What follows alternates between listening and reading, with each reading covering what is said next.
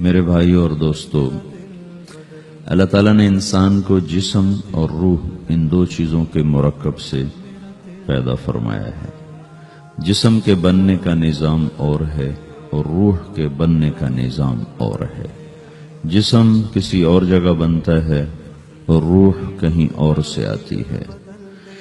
جسم زمین اور زمین کی غذاؤں کے مختلف مراحل پیش در پیش سے وقد خلقکم اطوارا، وہ مختلف شکلیں بدلتا بدلتا ایک روپ میں ڈھلتا ہے، اور روح ایک لطیف اللہ کا امر ہے جس کا علم انسان کو نہیں دیا گیا۔ یسألونک عن الروح قل الروح من امر ربی وما اوتیتم من العلم الا قلیلا، کہ روح ایک اللہ کا امر ہے جس کے بارے میں تمہارے پاس کوئی علم نہیں ہے، لہذا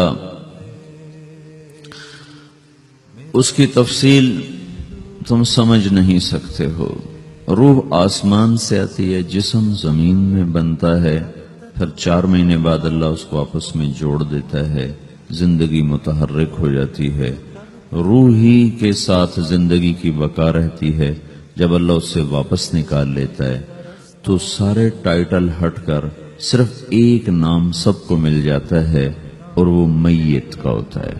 وہ حضرت مولانا ہو، وہ کوئی ڈاکٹر ہو، بادشاہ ہو، صدر وزیر ہو، سارے اعزاز ٹائٹل ہٹا کر اس پر میت کا لفظ مہر لگ جاتی ہے۔ اس میں سے کیا نکلا ہے؟ ہر چیز تو موجود ہے، اب یہ بولتا کیوں نہیں، اٹھتا کیوں نہیں، چلتا کیوں نہیں؟ اس میں سے روح نکل گئی ہے۔ روح ہمارے جسم کی اصل ہے، اسے نکال دو تو جانوروں کو بھی پتا ہے کہ اب یہ بے جان چیز ہے، چیونٹیاں کیڑے مکوڑے بھی اس کو کھانے لگ جائیں گے، جانور بھی کھانے لگ جائیں گے، زمین بھی اس کو گلانے لگ جائے گی، ہوائیں اس کو متغیر کرنے لگیں گی۔ روح انسان کے اندر ایک چلتا ہوا زندگی کا کارواں ہے، اسے جب اللہ واپس بلاتا ہے تو اللہ یتوفی الانفس حین موتها والتی لم تمت فی منامها۔ موت کیا چیز ہے؟ اس کے 200 جواب ہیں سائنس کی کتابوں میں، اور 200 جواب بذات خود بتا رہے ہیں کہ یہ ایک جواب بھی ٹھیک نہیں ہے، اور قرآن ایک جواب دیتا ہے اور وہی حرف آخر ہے، قل یتوفاکم ملک الموت اللہ یتوفی الانفس حین موتها۔ اللہ ہے جو تمہاری روحوں کو موت کے وقت کھینچ لیتا ہے، تمہارے جسم سے نکال لیتا ہے۔ تو میرے بھائیوں، موت کے وقت انسان 2 کیفیت میں ہوتا ہے۔ کچھ لوگوں کی روح ایسے نکل رہی ہوتی ہے کہ ان کے رگ رگ میں وہ پھنس رہی ہوتی ہے۔ وَلَوْ تَرَى اِذْ يَتَوَفَّى الَّذِينَ كَفَرُوا الْمَلَائِكَةُ يَضْرِبُونَ وُجُوهَهُمْ وَأَدْبَارَهُمْ۔ کاش تم دیکھ سکتے وہ منظر جب اللہ کے فرشتے نافرمانوں کی روح کو نکال رہے ہوتے ہیں تو ان کے منہ پہ بھی مارتے ہیں، ان کی کمر پر بھی مارتے ہیں۔ اور اخرجوا انفسکم اليوم، نکالو آج اپنی روحوں اور جانوں، اب تم بچ نہیں سکتے ہو۔ وہ پیچھے ہٹنا چاہتے ہیں، رب ارجعون، مجھے واپس کر دے تھوڑی دیر کے لیے، لعلی اعمل صالحا، اب میں پورا ٹھیک مسلمان بن کے چلوں گا۔ تو اس کے جواب میں ہوتا ہے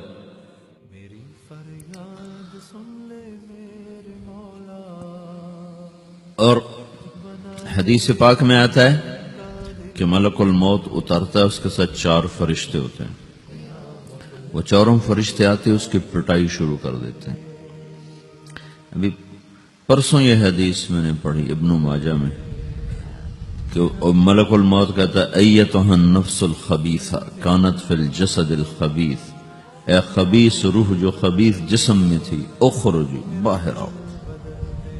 اب وہ واپس تو ہو نہیں سکتا، اپنے آپ کو روک تو سکتا نہیں، تو وہ حیران پریشان خوف زدہ، تو اس کے جواب میں اس کو ملک الموت کہتا ابشری بحمیم وغساق وآخر من شکلہ ازواج، تیار ہو جا خوفناک عذاب کے لیے اور کھولتے پانیوں کے لیے، کانٹے دار جھاڑیوں کے لیے اور بے شمار عذاب کی شکلوں کے لیے۔ تو اس کی روح کو جب کھینچتے ہیں تو رگ رگ سے وہ کٹ کٹ کے نکلتی ہے، تو سارا وجود زیر و زبر ہوتا ہے، سکرات کا درد ساری دنیا کے دردوں پر حاوی ہے۔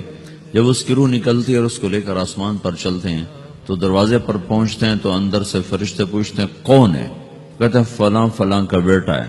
کا نفس خبیثہ فی الجسد الخبیث، یہ تو وہی بدماش ہے جو بدماش جسم میں تھا، یہ وہ بدبخت روح ہے جو بدبخت جسم میں تھی، اس کے لیے آسمان کے دروازے نہیں کھل سکتے، اسے واپس کر دیا جائے۔ تو آسمان کے دروازے لا تفتح لهم ابواب السماء ولا يدخلون الجنة حتى يلج الجمل في سم الخياط، کہ ان کے لیے آسمان کے دروازے نہیں کھلیں گے اور ان کے لیے جنت کے دروازے نہیں کھلیں گے، پھر یہ وہاں سے نیچے گرائے جاتے ہیں جو اللہ کا قید خانہ ہے سجین۔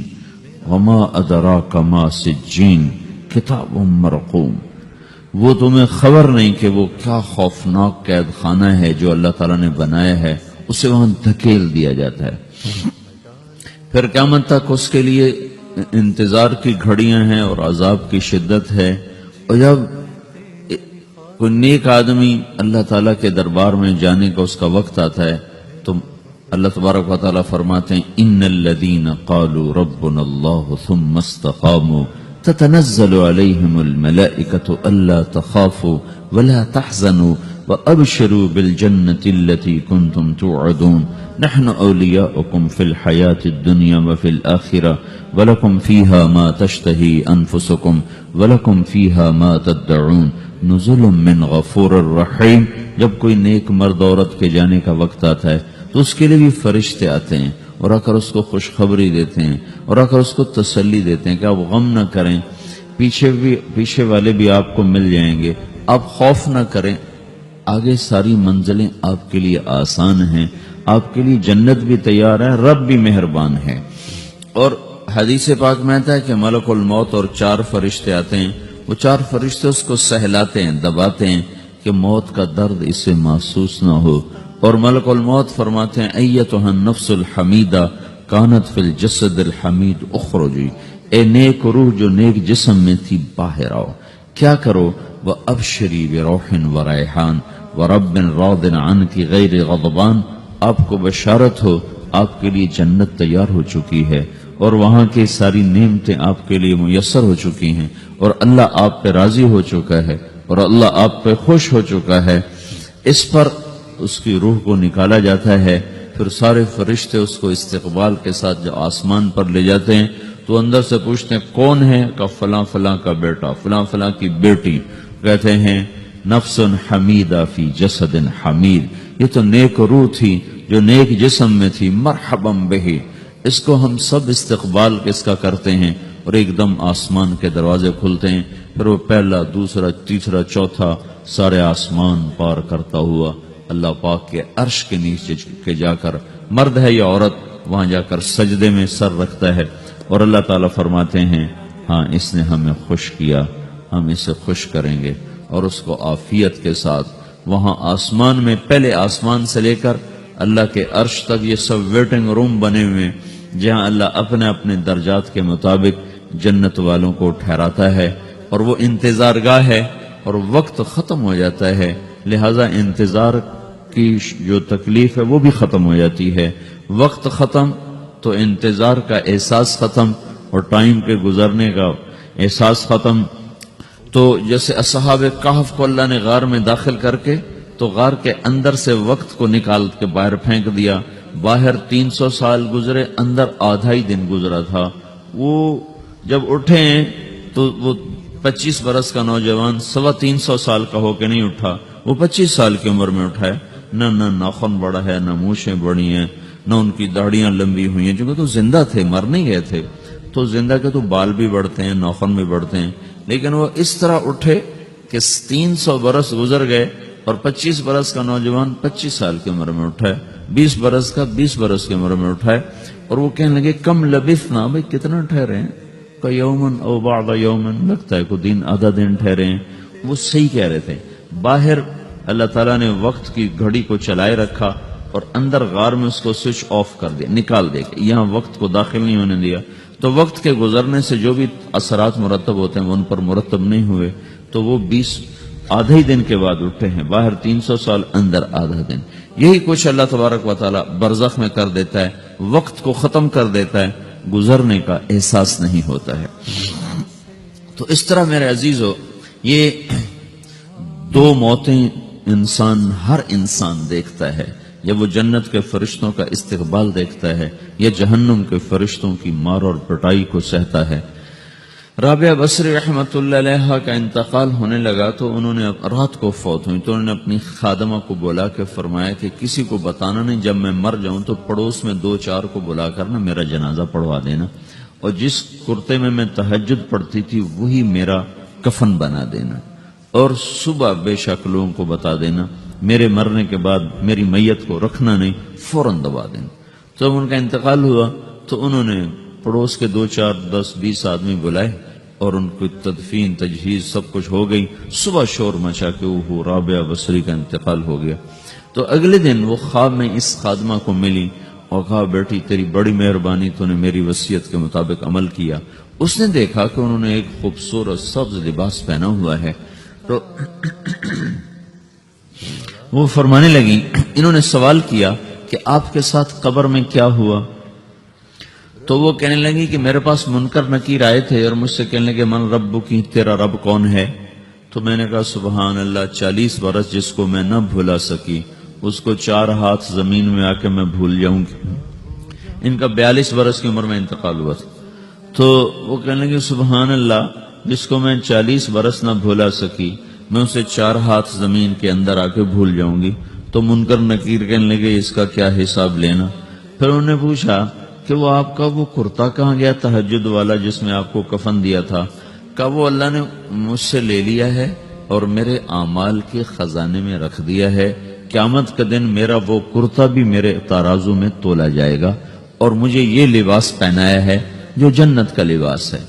یہ بھی ایک موت ہے. اس طرح بھی لوگ مرتے ہیں. اور دوسری بھی ایک موت ہے، ہمارے علاقے کی بتا رہا ہوں، اپنے علاقے کی. ایک ذمہ دار مر گیا، اس کی قبر کھودی، ساری بچھوؤں سے بھری ہوئی، ایسے جیسے چیونٹیاں پھر رہی ہوتی. تو انہیں وہ بند کر کے دوسری کھودی، ساری بچھوؤں سے بھری ہوئی. پھر وہ بند کر کے تیسری کھودی، ساری بچھوؤں سے بھری ہوئی. قبرستان میں اتنے بچھو کہاں سے آ گئے؟ یہ زمین کے بچھو نہیں ہے، یہ آخرت کی بلائیں ہیں جس کے ساتھ اب اسے قیامت تک رہنا ہے اور گزارا کرنا ہے. تو یہ 2 طرح کی موتیں روزانہ لوگ مرتے ہیں، روزانہ لوگ مرتے ہیں. جب نماز کا وقت ہوتا ہے ملک الموت ساری دنیا کا چکر لگاتا ہے اور دیکھتا ہے کون پڑھ رہا ہے کون نہیں پڑھ رہا، کون پڑھ رہا ہے کون نہیں پڑھ رہا. جو نماز کی پابندی کرتا ہے اس کی موت آسانی سے ہوتی، جو نماز میں غفلت کرتا ہے اس کے ساتھ موت کے وقت شدت اور سختی اختیار کی جاتی. تو بھائیو، یہ ایک جسم ہے، ایک روح ہے. روح باقی رہنے والی چیز ہے، جسم مٹ جاتا ہے، پھر اللہ سے قیامت کے دن نیا جسم عطا فرمائے گا، ایک نیا جسم دیا جائے گا. روح وہی ہے جو اللہ کے خزانوں میں جمع ہو جاتی ہے. نافرمان کی سیاہ کالی روح ہوتی ہے، فرما بردار کی روشن چمکدار روح ہوتی ہے. تو اللہ نے کچھ تقاضے جسم کے رکھے ہیں اور کچھ روح کے رکھے ہیں. جسم کے تقاضے پورے نہ کرو تو یہ پریشان ہو جاتا ہے، روح کے تقاضے پورے نہ کرو تو یہ پریشان ہو جاتی. روح کی پریشانی جسم سے زیادہ ہے چونکہ روح کی طاقت جسم سے زیادہ ہے.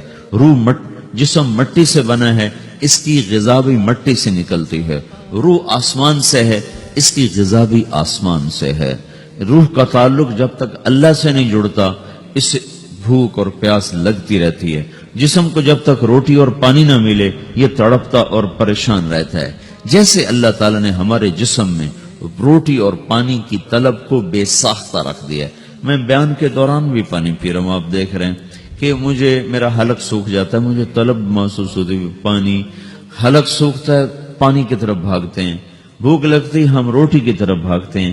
یہ ایک ایسا اندر میں آٹومیٹک سسٹم ہے کہ ہم اس کو آف نہیں کر سکتے.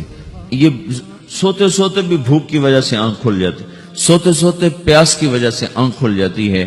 یہ ایسا خود اللہ تعالیٰ نے ساختہ نظام بنایا ہے کہ آپ اپنے جسم میں روٹی اور پانی کی طلب کو نہیں نکال سکتے. میرے عزیزو، ٹھیک اسی طرح اللہ نے انسانی روح میں اپنی طلب رکھ دی ہے. اور اپنے رسول کی طلب رکھ دی ہے. یہ دو طلب ایسی ہیں کہ یہ آپ کے جسم روح سے نکل نہیں سکتی. جیسے بھوکا روٹی نہ کھا لے، پیاسا پانی نہ پی لے، اسے چین نہیں آ سکتا. وہ روح جو اللہ اور اس کے رسول سے نہ آشنا ہے، جب تک وہ وہاں تک پہنچ نہیں جاتی اسے چین نہیں آ سکتا، اس کا اندر پریشان رہے گا. 1997 میں جب جنید جمشید سے میری پہلی ملاقات ہوئی تو اس نے مجھ سے یہ سوال کیا کہ مولوی صاحب، ایک پاکستانی نوجوان جس گلیمر کو خوابوں میں دیکھتا ہے، وہ گلیمر تو مجھے زندگی میں ویسے ہی حاصل ہے. میرے چاروں طرف زندگی کا رقص ہے اور میری زندگی کی ہر خواہش، ہر تمنا پوری ہے. اس کے باوجود میرے اندر اندھیرا ہے، میرے اندر خلا ہے. مجھے لگتا ہے میں وہ کشتی ہوں جس کا کوئی ساحل نہیں، جس کی کوئی سمت نہیں. www.dasquran.com. ایسا نہیں ہونا چاہیے. ایک عام لڑکا تو کہتا ہے ہائے کاش یہ ہوتا، اس کو وہ نہیں ہو رہا تو پھر وہ پریشان ہے، ہائے یہ ہوتا، ہائے وہ ہوتا. تو میں تو ہائے نہیں کرتا ہوں، میری تو ہر لذت اور خواہش میرے سامنے تشتری میں سجا کے پیش کی جا رہی. میں کیوں ایسا کر رہا ہوں؟ میں ہائے ہائے کیوں کر رہا ہوں؟ میرا اندر ویران کیوں ہے؟ میرے اندر میں خلا کیوں ہے؟